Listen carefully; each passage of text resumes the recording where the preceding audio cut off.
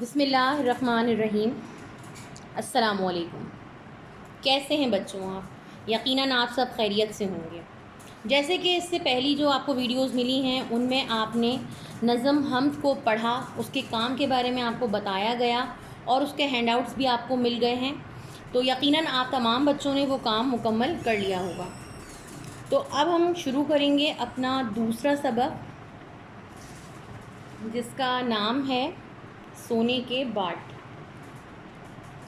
صفحہ نمبر 28، سونے کے باٹ۔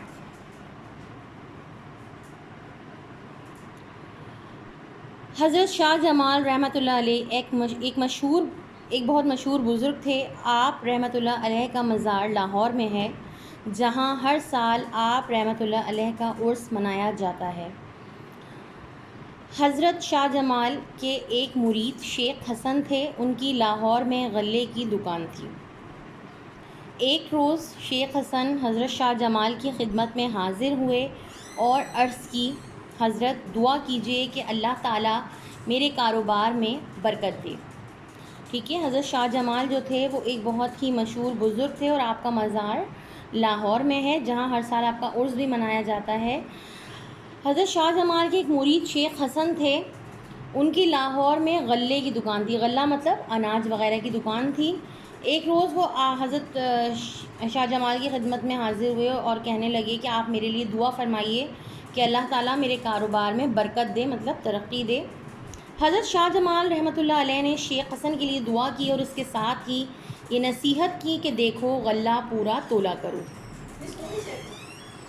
حضرت شاہ جمال رحمۃ اللہ علیہ کی نصیحت نے ان کے دل پر ایسا اثر کیا کہ انہوں نے کم تولنا چھوڑ دیا اور پورا تولنے لگے۔ وہ کئی دفعہ ایسا کرتے کہ جو شخص ان سے غلہ خریدنے آتا، ترازو اس کے ہاتھ میں دے دیتے اور کہتے، لو بھائی خود تول لو۔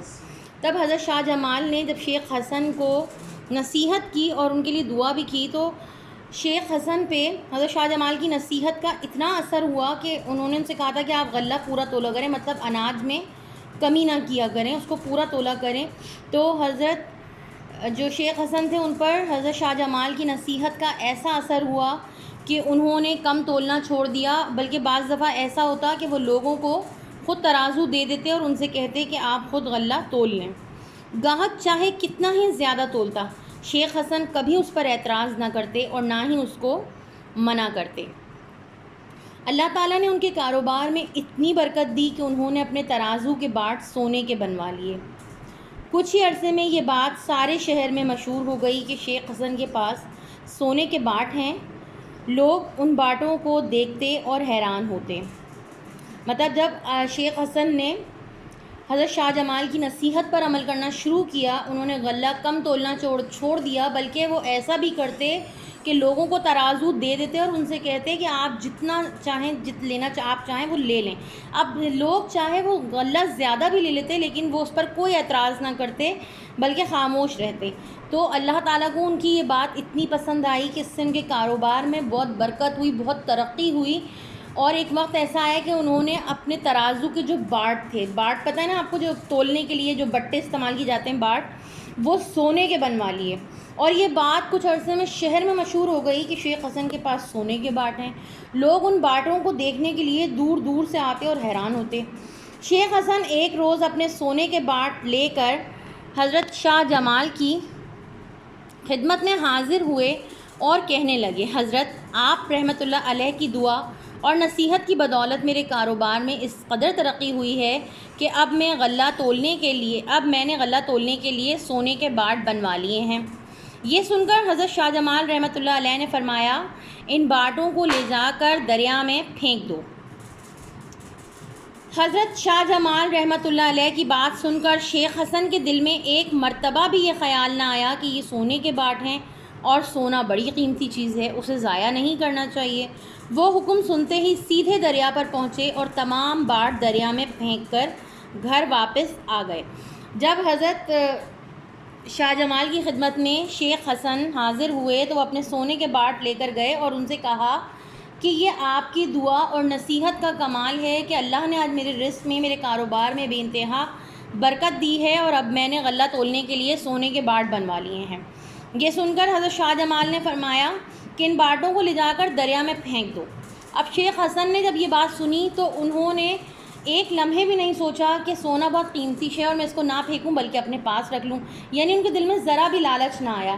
انہوں نے یہ بات سنی اور سنتے ہی تمام باٹ جو تھے وہ دریا میں پھینک دیے۔